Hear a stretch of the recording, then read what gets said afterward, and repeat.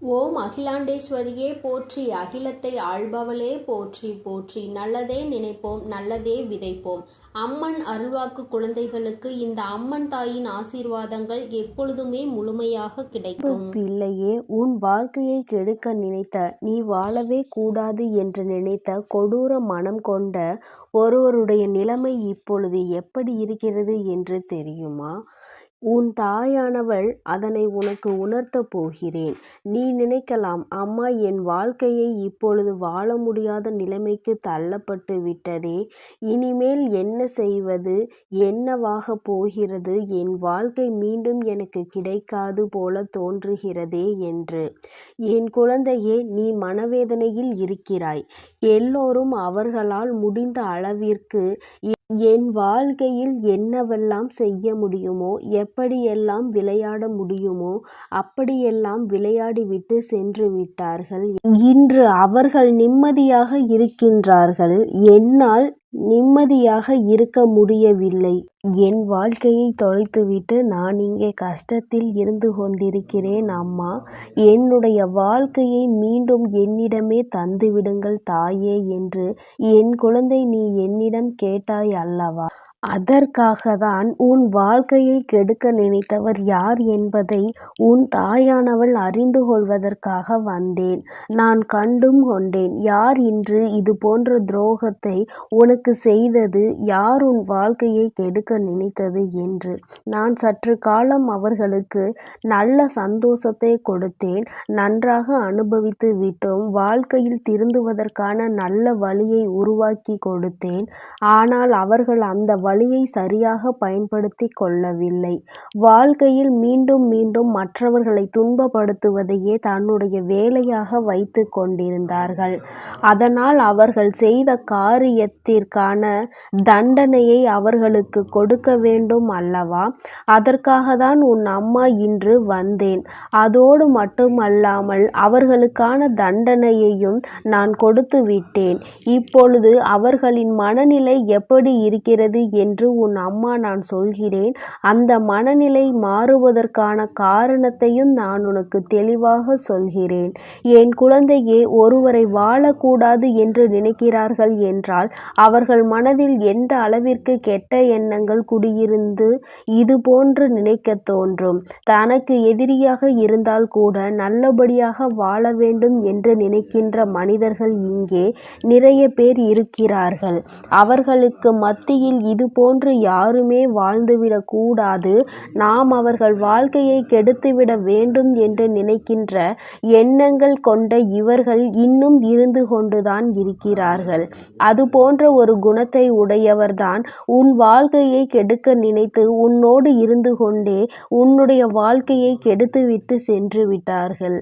ஆனால் நான் அவர்களை உணர்ந்த சூழ்நிலையில் அவர்களுக்கு நல்லதொரு பாடத்தினை கற்பித்து கொடுக்க உன் அம்மா முடிவு செய்தேன். அதனால் நான் அவர்களுக்கு என்ன செய்தேன் தெரியுமா? உண்மையாகவே அவர்களுக்கு வேண்டிய ஒருவரினுடைய வாழ்க்கையில் இது போன்ற நிலைமையை இருந்தால் அவர்களின் மனநிலை என்னவாக இருக்கும் என்று நான் சிந்தித்து பார்த்தேன். அதனால் அவர்களுக்கு உரியவர்களுக்கு, அவரோடு நெருங்கிய தொடர்பில் இருப்பவர்களுக்கு வாழ்க்கையில் இது போன்ற கஷ்டத்தை கொடுத்து பார்த்தேன். அவர்கள் இப்போது திருந்தி சற்று மனநிலையில் மாற்றங்கள் ஏற்பட்டிருக்கின்றார்கள். நாம் செய்த தவறால் தான் இப்போது நமக்கு அது திரும்பி வந்திருக்கிறது என்பதை இப்பொழுது நன்றாக புரிந்து கொள்ள தொடங்கிவிட்டார்கள். வாழ்க்கையில் தான் செய்தது எத்தனை பெரிய தவறு என்பதை புரிந்து கொண்டு உன்னை மீண்டும் உன்னுடைய வாழ்க்கையை உனக்கு ஏற்படுத்தி கொடுக்க அவர்களே வரப்போகிறார்கள். என் தங்கமே, நீ நினைக்கலாம், அம்மாவின் வாக்கு இது எல்லாம் நடக்குமா, இப்படியெல்லாம் நம் வாழ்க்கையில் நடக்குமா என்று நீ சிந்திக்கலாம். என் தங்கமே, ஒன்றை நன்றாக நினைவில் வைத்துக்கொள். உன் தாயானவள் எப்பொழுதும் உன்னிடம் தேவையில்லாத தேவையில்லாமல் எந்த ஒரு விஷயத்தை பற்றியும் சொல்ல மாட்டேன். நான் உன்னிடம் ஒரு விஷயத்தை பற்றி பேசுகிறேன் என்றால் அதில் நான் மிகவும் தெளிவாக இருக்கிறேன். உனக்கு அதனை நடத்தி தர வேண்டும் என்று நான் உறுதியாக இருக்கிறேன் என்பதுதான் அர்த்தமாகும். என் தங்கமே, உன் வாழ்க்கையை உனக்கு கொடுப்பதில் யாருக்கு என்ன கஷ்டம் இருக்க போகிறது? உன் தாயானவள் நானும் என் குழந்தை சந்தோஷமாக இருக்க வேண்டும் என்ற எண்ணத்தில்தான் எப்பொழுதும் இருந்து கொண்டிருக்கிறேன். உன்னுடைய சந்தோஷத்தை மீண்டும் உன் கைகளில் ஒப்படைக்க எனக்கு கசக்குமா என்ன? என் தங்கமே, நான் அதனால்தான் உன்னிடமே தந்துவிட வேண்டும். இவரிடத்தில் ஏற்பட்டிருக்கின்ற மாற்றங்கள் நிரந்தரமானதா இல்லை தற்காலிகமானதா என்பதை நாம் புரிந்து நடந்து கொள்ள வேண்டும். ஏனென்றால் மனித மனம் எப்போது வேண்டுமானாலும் எப்படி வேண்டுமானாலும் மாறலாம். பணம் இருக்கின்ற இடத்திற்கு பணத்திற்கு ஏற்றவாறு மனிதர்களினுடைய மனம் தன்னை மாற்றிக்கொள்கின்றது. இதையெல்லாம் உன் அம்மா கண்கூடாக கண்டு கொண்டுதான் இருக்கிறேன். என் தங்கமே, உன்னிடம் நிறைய பணம் இருக்குமானால் உறவுகள் எல்லாம் உன்னை தேடி வருவார்கள். உன்னிடம் எதுவும் இல்லை என்றால் உன்னை ஏதோ போல பார்க்கின்றார்கள் என்று இன்று என் குழந்தையே நீ நினைத்து கொண்டிருக்கிறாய். என் தங்கமே, உன் தாயானவள் எனக்கு அப்படி கிடையாது. எல்லோரும் என்னுடைய குழந்தைகள்தான். தவறை யார் எந்த சூழ்நிலைகளில் செய்தாலும் தண்டனை என்பது நிச்சயமாக கிடைக்கும். யார் என்ற பாகுபாடு எல்லாம் எனக்கு எப்பொழுதும் கிடையாது என்பதை நீ புரிந்து கொள்ள வேண்டும். என் குழந்தையின் வாழ்க்கையில் நடக்கின்ற ஒவ்வொரு விஷயங்களுக்கும் நிச்சயமாக உன் அம்மா நல்ல பதிலை தருவேன். நீ ஒவ்வொரு பதிலையும் பெறுகின்ற நேரம் வாழ்க்கையில் நிம்மதி பெருமூச்சு விட போகிறாய். என் குழந்தையே, உனக்குள் இருக்கின்ற மிகப்பெரிய கஷ்டங்கள் என்னவென்பதை நான் அறிவேன். வாழ்க்கையை வாழ விடாமல் தடுமாறி நிறுத்துவது என் குழந்தைக்கு மனதில் எத்தனை வேதனைகளை ஏற்படுத்தி இருக்கிறது. தனிமையாக எத்தனை நாட்களாக தான் இருப்பது என்பது போன்ற எண்ணங்கள் எல்லாம் என் குழந்தை மனதை இப்பொழுது ரணமாக்கி இருக்கிறது. அதை நான் நன்றாக அறிவேன் என் தங்கமே. இது போன்ற சூழ்நிலைகளை உனக்கு ஏற்படுத்தி கொடுத்தவருக்கு அதற்கான தண்டனைகளை நான் ஏற்கனவே கொடுத்து விட்டேன். இன்னும் நிறைய தண்டனைகள் அவர்கள் அனுபவிக்க வேண்டியது இருந்து கொண்டுதான் இருக்கிறது. கொஞ்சம் கொஞ்சமாக அனுபவிப்பார்கள் என்பதை நீ கண்கூடாக காணப்போகிறாய். தனக்கு என்று வந்தவுடன் அதனுடைய கஷ்டங்கள் அவர்களுக்கு புரிகிறது. அதனால் நிச்சயமாக உன்னுடைய நிலைமை என்னவென்பதையும் அவர்கள் புரிந்து கொள்ள தொடங்கி விடுவார்கள். என் தங்கமே, யார் என்ன சொன்னாலும் உன்னுடைய வாழ்க்கையில் உன்னை விட்டு பிரிந்து செல்வதற்கான மனது உன்னுடைய வாழ்க்கை துணைக்கு எங்கிருந்து வந்தது என்பது மிகவும் முக்கியமான கேள்வியாகும். எப்பேற்பட்ட சூழ்நிலைகளிலும் வாழ்க்கை என்பது வாழ்க்கை துணை ஒருவரை விட்டு ஒருவரை பிரியக்கூடாது என்ற முடிவினை எப்பொழுதுமே எடுத்திருக்க வேண்டும். ஆனால் இன்று உன்னுடைய துணை உன்னை பிரிவதற்கு உங்களுக்குள் இருக்கின்ற பிரச்சனைகளை விட மூன்றாவது நபரினுடைய தலையீடுதான் அதிகமாக காரணமாக இருந்து கொண்டிருக்கிறது. அவர்களுக்கான அந்த தலையீட்டை நீங்கள் முதலில் குறைத்து கொள்ள வேண்டும். வாழ்க்கையில் யாருக்குமே முன்னுரிமை கொடுக்கக்கூடாது. உன்னுடைய வாழ்க்கை உங்களுடைய வாழ்க்கை. அதை நீங்கள்தான் சரியாக வாழ்ந்தாக வேண்டும். அதனால் அதில் வேறு யாருக்கும் இடம் அளிக்க கூடாது. இன்று நான் வந்து அவர்களுக்கு அந்த கஷ்டத்தை வழங்கி இருக்கிறேன்.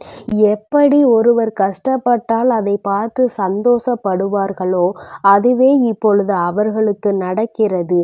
ஏனென்றால் அதனுடைய வலியும் வேதனையும் என்னவென்று அவர்களுக்கு புரிய வேண்டும் அல்லவா? அம்மா மிகுதியாக தண்டனை வழங்கிவிட்டாலும் அதிலிருந்து நல்லதொரு பாடத்தை கற்பிக்கும் வகையில் அவர்களுக்கு நல்ல விஷயங்களை புகட்டி இருக்கிறேன். என்ன செய்தால் என்ன விளைவுகள் ஏற்படும் என்பதை அவர்களும் உணர்ந்து கொள்ள வேண்டும். அடுத்தவர்களை வசைபாடி பிரித்து கொண்டு இருக்கும் பொழுது தன் இல்லத்திலும் இது போன்ற ஒரு சூழ்நிலைகள் நடப்பதற்கான சாத்தியக்கூறுகள் இருக்கிறது என்பதை அவர்கள் மறந்து விடுவார்கள். இன்று அவர்களுக்கு அந்த நிலைமையை ஏற்படுத்தி கொடுத்து விட்ட பிறகுதான் சற்று யோசிக்கிறார்கள் தான் செய்தது எத்தனை பெரிய தவறு என்பதை. அவர் செய்த தவறை அவர்கள் உணர்ந்து கொள்கின்ற நேரத்தை எதிர்நோக்கி காத்து கொண்டிருக்கிறார்கள். இப்பொழுது சரியான நேரத்தில்தான் இருக்கிறார்கள். அவர்கள் நினைத்தது போலவே அவர்கள் வாழ்க்கையில் பல மாற்றங்கள் ஏற்பட தொடங்கிவிட்டது. இன்று நீ நினைத்ததை விடவும் இனிமேல் அவர்கள் வாழ்க்கையில் உன்னை காயப்படுத்தாமல் இருப்பதற்கான எல்லா சிறப்பான வழிகளையும் மனதில் வைத்து கொண்டிருக்கிறார்கள். ஒருபோதும் இந்த தவறை இனிமேல் செய்யக்கூடாது.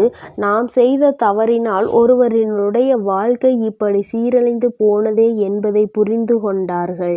இனிமேல் மற்றவர்களை நாம் கேவலப்படுத்தினாலும் மற்றவர்களின் வாழ்க்கையை கெடுக்க நினைத்தாலும் நமக்கு இதுதான் திரும்ப வந்து கிடைக்கும் என்பதை உணர்ந்து கொள்கின்ற நேரம் வந்துவிட்டது. அவர்கள் எல்லாவற்றையும் உணர்ந்து வாழ்க்கையை நல்லபடியாக வாழ வேண்டும். எல்லோரும் ஒற்றுமையாக இருக்க வேண்டும்.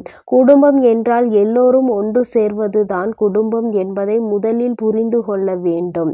வீட்டிற்கு புதிதாக வந்தவர்களை தகுந்த மரியாதையோடு நடத்த வேண்டும். தன் பிள்ளை போல பாதுகாக்க வேண்டும்.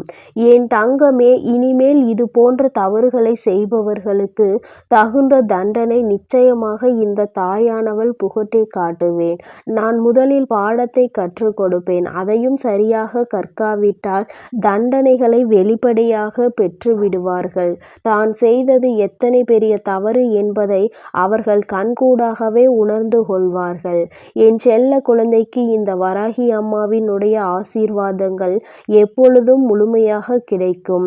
தங்க பிள்ளையே, அதனால் எதற்காகவும் கலங்காதே. எதை நினைத்தும் வருந்தாதே. நீ எப்பொழுதும் நல்லதையே நினைத்தால் உன் வாழ்க்கையில் எப்பொழுதும் நல்லது மட்டுமே நடக்கும்.